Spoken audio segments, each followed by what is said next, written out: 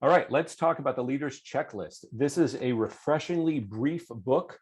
Near the beginning of this book, Mike talks about the specific intention to keep this very brief. And I wanted to read this. He said, I've become convinced that with leadership, as with much else, brevity is the soul of wit. Einstein once described the calling of modern physics as an effort to make the physical universe as simple as possible, but not simpler. The Leader's Checklist is likewise at its best when it's bare bones as possible, but not more so. I've tried to hold that in these pages. So this is a 90-something page book, which is just insane for a business book. But this is, this was written by Michael Useem at the Wharton School of Business in Philadelphia. I have worked with Mike a bit, really, really solid, down-to-earth guy, very experienced with leadership, has a lot of stories to tell. This book is not full of them.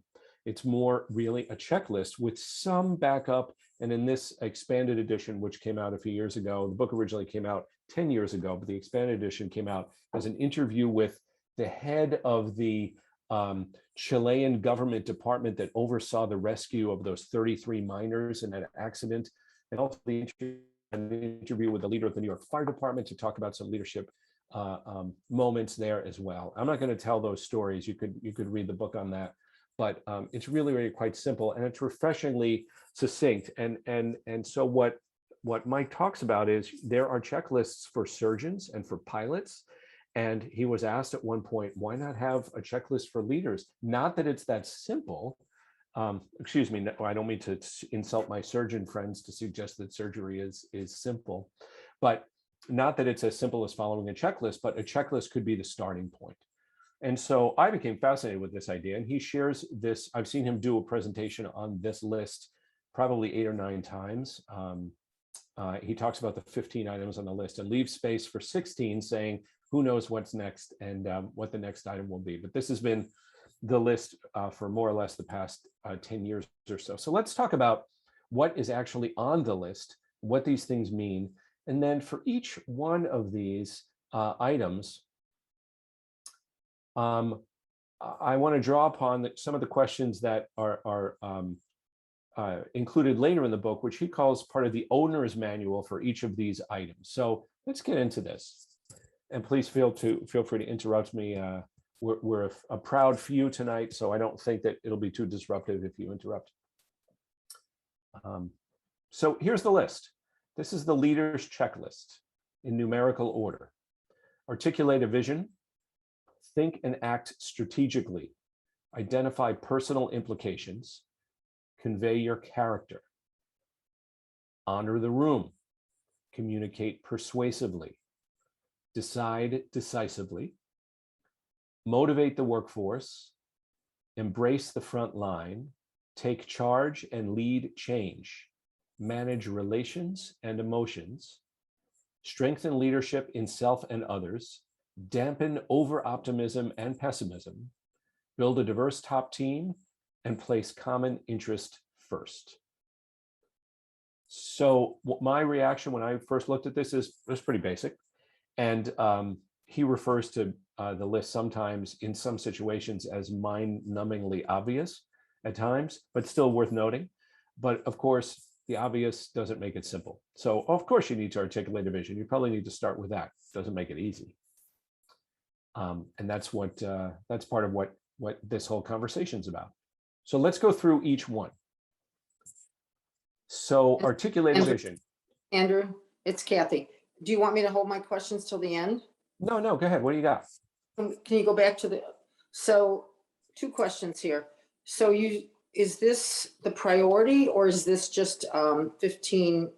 I mean, did he speak to that or? I've heard him say that articulate a vision is the most important thing, right? Which correlates a bit to authoritative leadership, as Daniel Goleman calls it, as a leadership style. I mean, start with what's the North Star, but I don't think that there is that the other 14 are ranked accordingly. Okay, and then he left a space for 16. Is that inherent or is that obvious, or because I have one that I would put in. What would you put in? You know what I'd put in, having been a leader most of my life, courage, courage and be brave.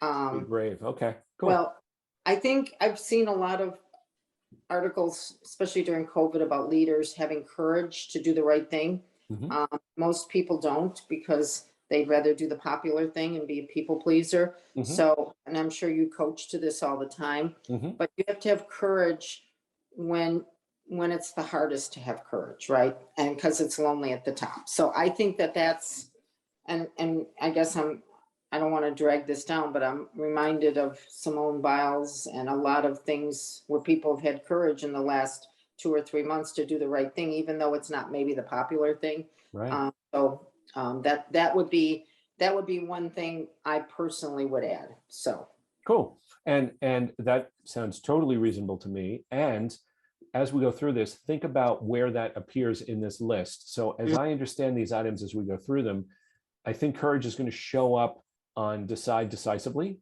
It's going probably. to show up in terms of placing common interest first, Hmm. because it takes a lot of courage to place common interest first. If I'm going to lose, I personally, or my group, or my department, or my function is going to lose something as a result of this decision.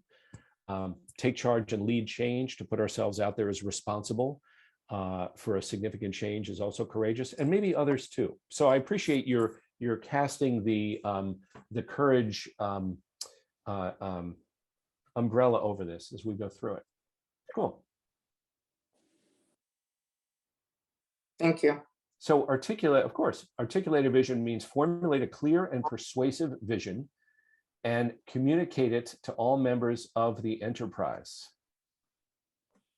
Okay, seems pretty straightforward. So the questions to consider with regard to how well we're doing this are, do my direct reports see the forest, not just the trees? Was that an idea that just came? Do my direct reports see the forest, not just the trees, right? So do they see the whole vision, not just the next task? Does everyone in the room know not only where we're going, but why? Great question, I think. And is the destination compelling and appealing? So what we're suggesting here is that, yeah, it's not just a vision, it's a vision that matters and that people can get behind. So I'd suggest sort of moving forward with these, because we have another 14 to get to, and then we can always circle back. Think and act strategically. Set forth a pragmatic strategy for achieving that vision, so referring back to the vision, both short and long term. Ensure that it's widely understood. Consider all the players and anticipate reactions and resistance before they are manifest. So there's a lot there, right? So if we're going to think and act strategically, we need to make the strategy. We need to be sure people understand it, and we need to anticipate reactions to it. Again, this is a lot packed in there. So the questions to ask: do we have a realistic plan, both for creating short-term results and mapping out the future? Have we considered all the players and anticipated every roadblock? This is one of these trick questions, I think, is if you say yes, you probably haven't. I'd be very concerned if I said, oh, I've anticipated everything. And has everybody embraced, and can everybody explain the firm's competitive strategy and value drivers? So this is really, it's like think and act strategically, but be sure everybody gets it. That connects to the communicate piece that's later, but the communication's got a little bit of a different focus. But this, if number one is vision, number two is strategy. Communicate it, be sure everybody gets it. Number three, honor the room. I love the language of that, the way he puts that. So frequently express your confidence in and support for those who work with and for you. So does everyone in the room know that you respect and value their talents and efforts? Have you made it clear that their upward guidance is always sought? Is it safe to give input? A little bit of psychological safety here coming in. Is there a sense of entitlement on the front lines, and do they see themselves as us, not them? As us, not them. So essentially, what's the morale like on the front lines? All part of honoring the room. Is there that sense of honoring, and we're in this together? Is number three. Number four, let's see if courage shows up here, Kathy. Take charge. Embrace a bias for action and of taking responsibility, even if it's not formally delegated, particularly if you're well positioned to make a difference. So this is called step into the leadership moment, step into taking responsibility, even if it may not be my job, particularly if I'm well positioned to do it. And because what this is saying to me anyway, is that leadership shows up where in all kinds of places, the places where it's needed. So are you prepared to take charge even when you're not in charge? If so, do you come with a capacity and position to embrace responsibility? Right? So do you come with a mindset to do that? For the technical issues ahead, are you ready to delegate but not abdicate? Right? So taking charge doesn't mean I have to do everything and make all the technical decisions. I can delegate but not abdicate. Can I stay connected to that? So take charge is number 4. How does this feel so far? Feel like, okay, fairly logical? We just want to find the person who walks on water who can do all these things really, really well. I think it's great. I think there's each of these you could talk about for a half hour. Yeah, absolutely. Yeah. A few days, I was thinking for some of these is, Yeah, yep, absolutely. And at the same time, it's like, this is really practical, useful. It's like, this is a checklist. Yeah. And if you were to think about, he has never made a 360 out of this or anything. It's been researched in terms of effectiveness anecdotally, and it's been vetted with many leaders, but it's not as though there's a 360 or let's measure how well people are doing each one of these things, et cetera. But certainly in terms of the leadership development and executive coaching work that we do, I think there's a lot of places this can support what we do and provide some sort of lattice for what we do. All right, let me keep moving. So act decisively.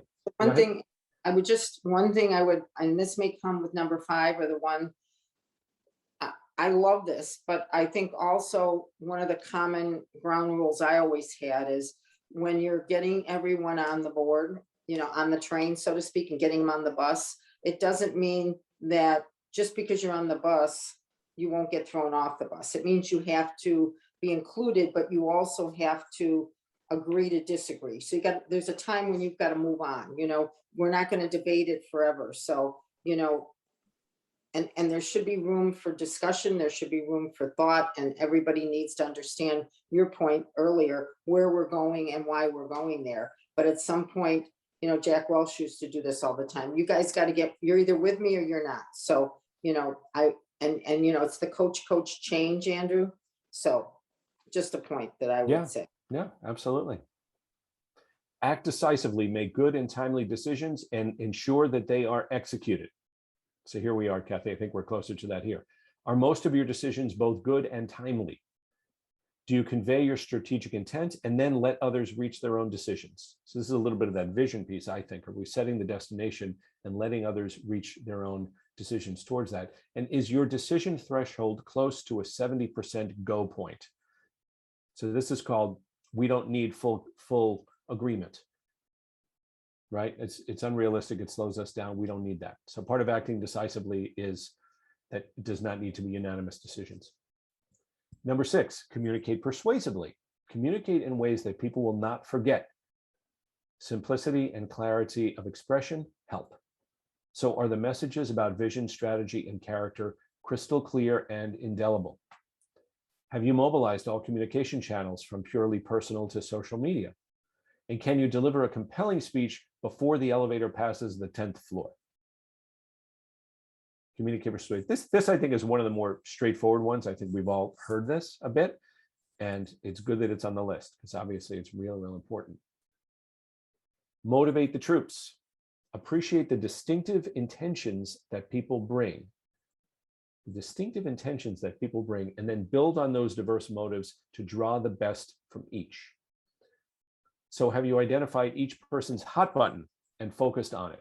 So what's their motivation? What fuels them?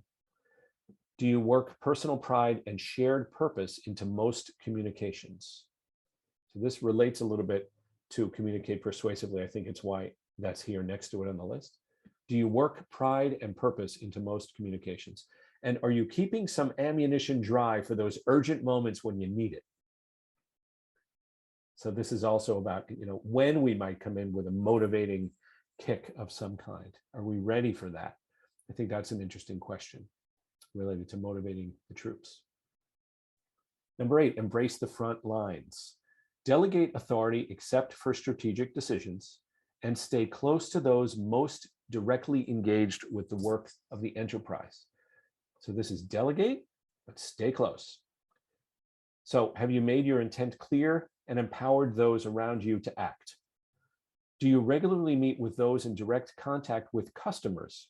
I like this one. This is a specific, actionable, more granular. Do you regularly meet with those in direct contact with customers?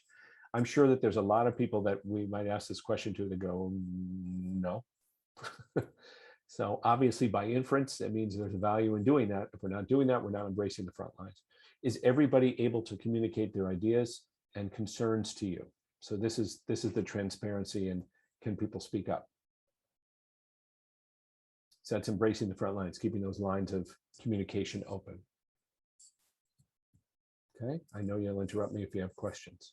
Build leadership in others. Are all managers expected to build leadership among their subordinates? Is that part of what an assumed part of leadership?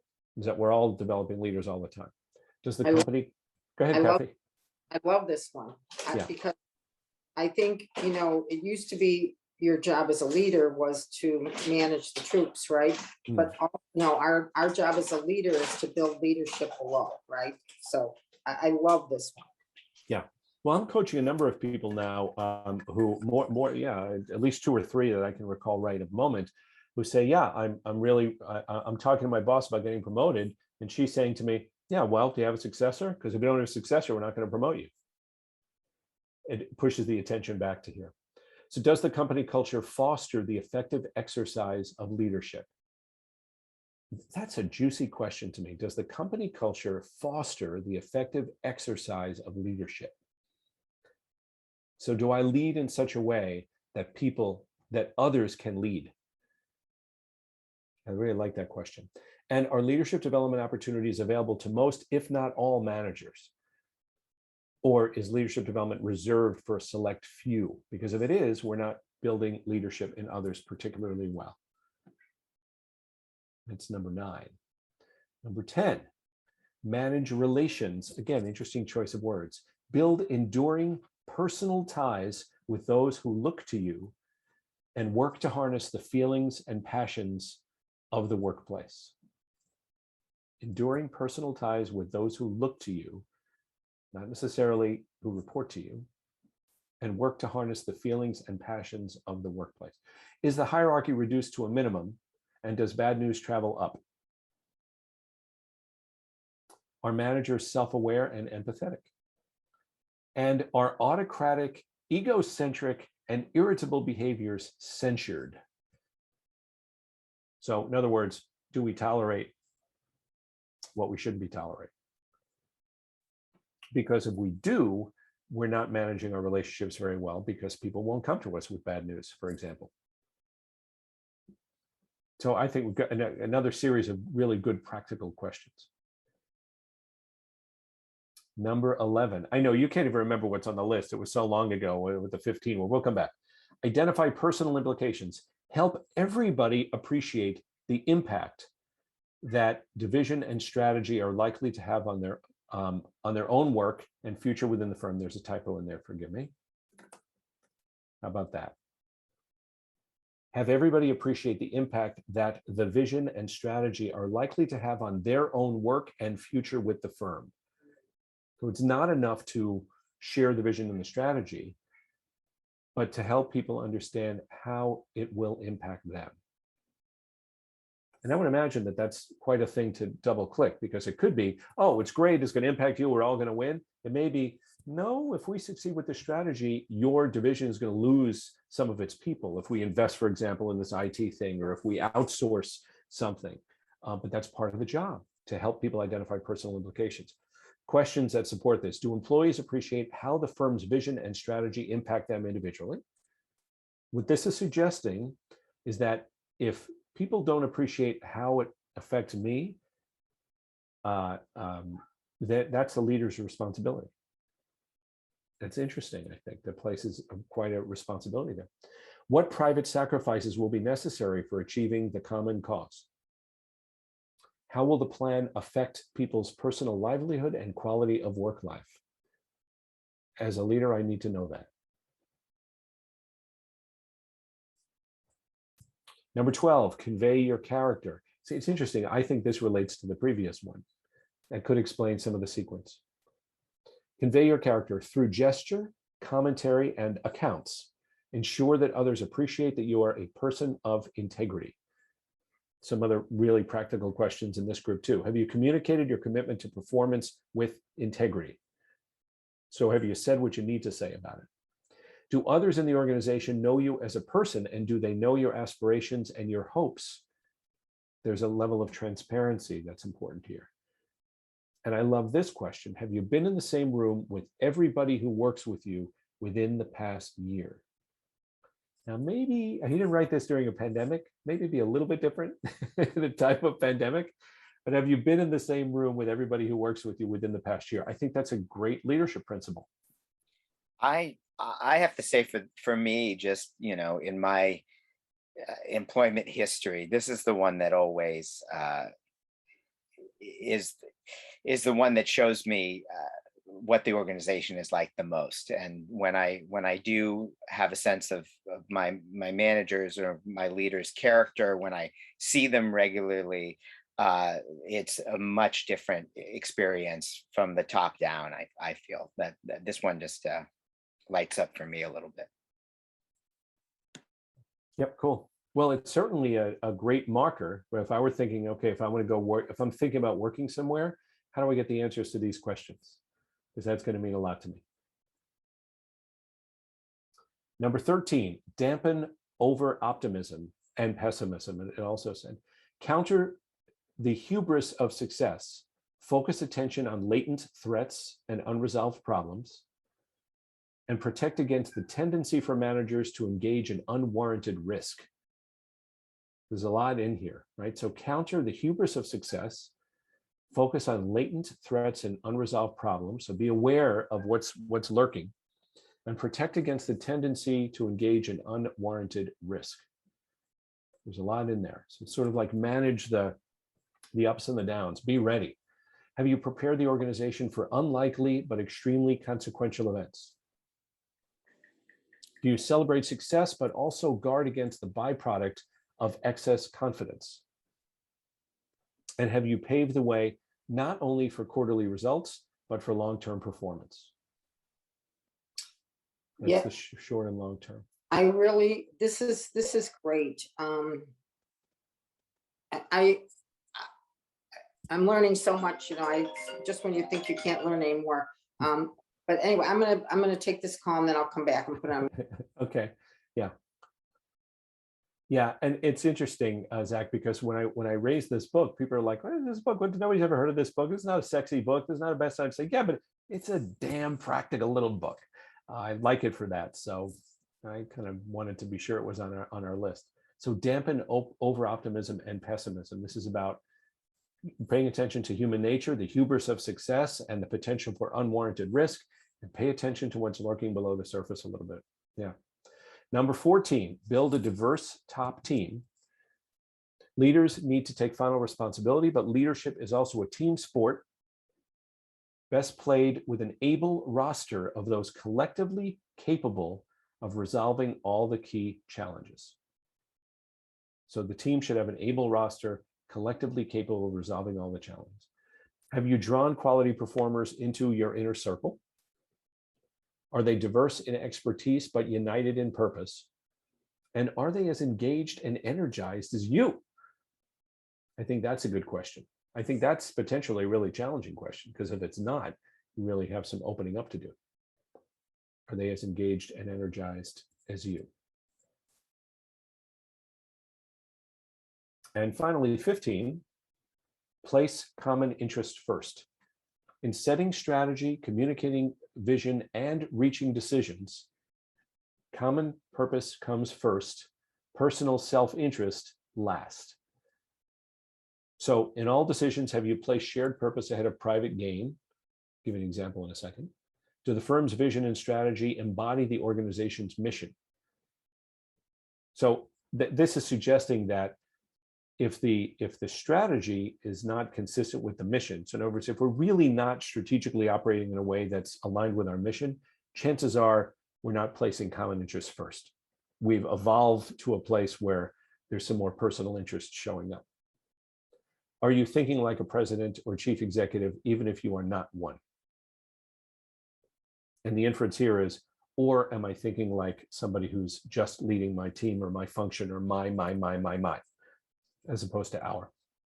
So in the book, the most, to me, resonant example of this was the general who presided over the surrender of the Confederate troops at Appomattox was not Ulysses Grant, but Ulysses Grant nominated another general to do this. I'm not exactly sure why. And as the Confederate troops were coming forward to basically lay down their arms and surrender, the order went out from the Union general to take a certain position with weapons that was a sign of respect for the adversary. They were not aiming at them as they came up. They were not whatever. They were in a position, they were at sort of a present arms position, I think it was called, that was a sign of respect, which was apparently recognized by General Lee and some of the other leaders of the Confederate Army. It's like they would have all the reason in the world. In fact, the general who issued this order had been wounded several times in that war and died from one of those wounds after. He would have had all the reason in the world to be like, come on, you blankety blanks, we got you now. And no, that would not have supported reconciliation at all. That was one example. And the other one was a New York firefighter who received a commendation for essentially, even though I think it was a man, he basically crawled in. I'm sorry, I apologize. It was an Iraqi military leader in the US military who crawled through all kinds of active fire situations in order to pull somebody out of a very dangerous situation. That's placing common interest first, even if we're at the very top. We're placing ourselves at risk. That's the common interest. That's what we all do, as opposed to just protecting my own hide. So place common interest first. I think that's also a very interesting last one. I think that's true with that one. So that's the 15. So one other note here that Mike talked about, so to activate the leader's checklist on a regular basis, here's what you do. Study leadership moments, solicit coaching and mentoring, accept stretch experiences, conduct after-action reviews of personal leadership moments. So there's this review thing going on here. It's very conscious, very reflective. Endure extremely stressful leadership moments. In other words, hang in there. I've heard him speak about this. Hang in there, because it's the best teacher. And experience the leadership moments of others. So that suggests to me that this last point means, as someone else on my team or someone else in my organization or my boss or my boss's boss is doing these things, these first 5 points, how can I learn from it or experience from it? What is that quotation about? The smart person learns from their experience and the wise person learns from the experience of others. I think it's a bit like that. So that's how to activate the checklist. Okay, so any questions, or should we go back to the whole list so you can see the whole aggregate again?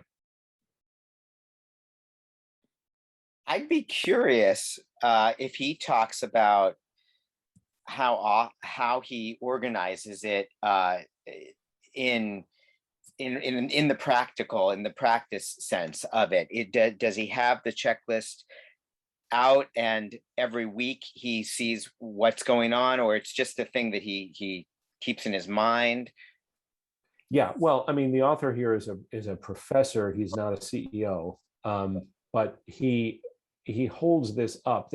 I've seen him use it as a filter that can come back to. So, for example, if you might tee off a leadership program by talking about this, then over the course of the conversation in subsequent hours or days, you'll circle back to some of these pieces in response to stories that people are sharing, particularly if people are sharing stories where leaders or organizations have struggled.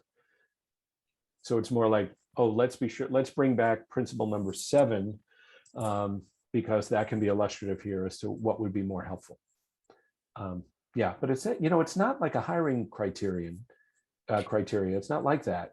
Although, wouldn't it be interesting to interview someone or in fact, whether we're coming in a leadership position or whether I'm being interviewed by a leader in an organization, and I might ask questions about this myself, like some of the ones you spoke about that essentially convey culture, that convey your character pieces that lead to culture. No, it's a good question.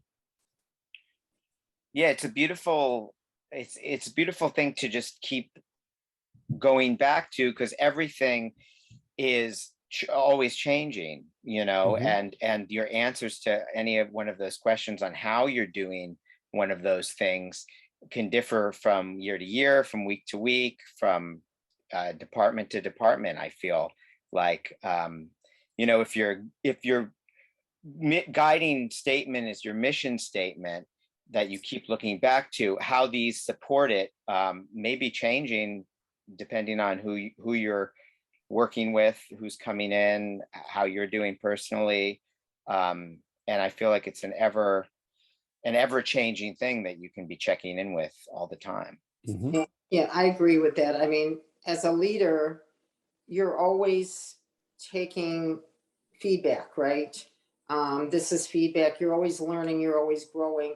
I especially like number 13, because being an optimist at heart, sometimes I tend to be over optimistic, but I do agree that I think when you're addressing the group, or when you're trying to, how can I say this? When you have to be careful that you're not all sunshine and roses, because everybody takes that to the bank, and then they come back and use it. I don't want to say against you, but use it to come back and say, well, you said this. Yeah. So you really be a balance. You have to balance, because people always want to hear good news, but you don't want to be so overly optimistic that you disappoint them either, right? Because they're going to say, well, you said this, and so yeah. And So motivating without over optimism. Yeah. over delivering, I mean, under promising, right? What do they always tell us, right? Don't over promise and under deliver. It's better to over deliver and under. So. And what I wonder too is, and this isn't about you, but it's about the point you raised, Kathy, that how does this also connect with courage? Because I think sometimes to be courageous is to set some audacious, optimistic goal. And so I want to be careful that the boldness, the healthy level of boldness that one might have, doesn't lead to an overpromising or a destination that's just not realistic. Mm-hmm. Mm-hmm. Right. And some of that also relates, we're talking about leadership styles and emotional intelligence, and this notion of being a pace-setting leader. Like, it's great to be a pace-setting leader, but if you're such a pace setter, you're so far ahead and they can't keep up with you, then you're either overly optimistic or potentially you just lost them.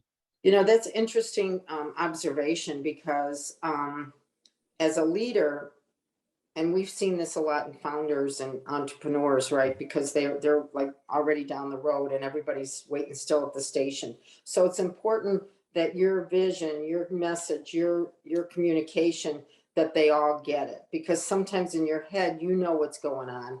But as a leader, if they're not getting it, it's not up to you to do it. They have to be able to implement, right? So I've seen this a lot. You really have to have patience. And like I'll say, I can get through the door, right? But as a leader, you got to get the whole team through the door, right? So your success is really valued on how well you can get the team through the door, not how well you get through the door, right? So. Right. That's right. Well, if I've shared something, let's put it this way, if I have communicated something and it's not understood or appreciated, then I haven't communicated anything. I just hit send.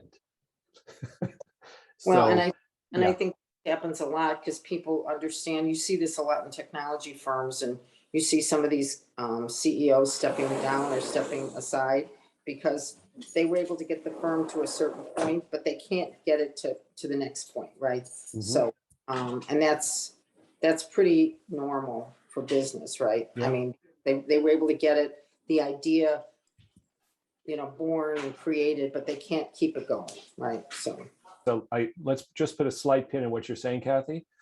And let me just say that I'm glad to have had this conversation with you, and just I don't say just to express this simple and yet multi-layered list with some really juicy, useful questions that I think is a really helpful tool in our coaching.